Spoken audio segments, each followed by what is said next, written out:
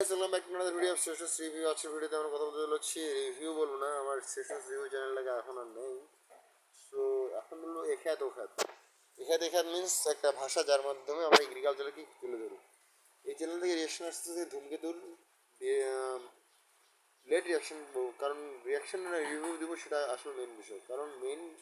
একটা বিষয়কে কেন্দ্র করে তৈরি করা একটা সিনেমা একটা কৌশিক গাঙ্গুলির ডিরেকশন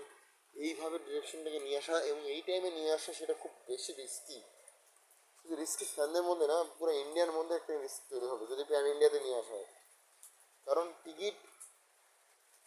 মানুষ যতজন মানুষ আছে বাংলাদেশে প্লাস কলকাতায় সবাই যদি একসঙ্গে সিনেমা হলে হইচই করে দেয় তাহলে ভাই হইচই আনলিমিটেড ছাড়া সেখানে দেখার মতো কিচ্ছু নেই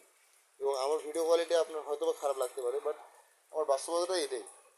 এবং আমি রিয়াকশন করি এইভাবেই আমি এখানে ভিডিও চলে আমার প্রথম ভিডিও যেখানে শুনেছিলাম সেই ভিডিওটা একটা মোবাইলে আসছে যে মোবাইলটা এখন নাই আমার হাতে সো ভিডিও কোয়ালিটি 4K করার পর আমি ভিডিওটা আপলোড করেছি আপনি চাইলে 4K করতে পারেন সমস্যা নেই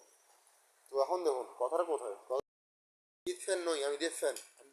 ফ্যান শুধু কথা বলবো না আমি সবার কথা বলবো কারণ আমি মুভি রিয়াকশন করি আমি মুভি দেখি সিনেমা দেখতে পছন্দ করি এবং আমি জানি বাংলাতে এবার শুধু ওয়ার 2 না দেব 2 আনতে হবে তাহলে ওয়ারকে ভাঙানো যাবে এবং ওয়ারকে ডিস্ট্রিবিউট করে এসবিএফকে ভাঙানো যাবে শুধুমাত্র ধূমকেতু সিনেমার মাধ্যমে আজকে যদি বাংলা অডিয়েন্স ধূমকেতু দেখতে যায় পরবর্তীতে রঘু ডাকাত অটোমেটিক্যালি দশমীতেই আসবে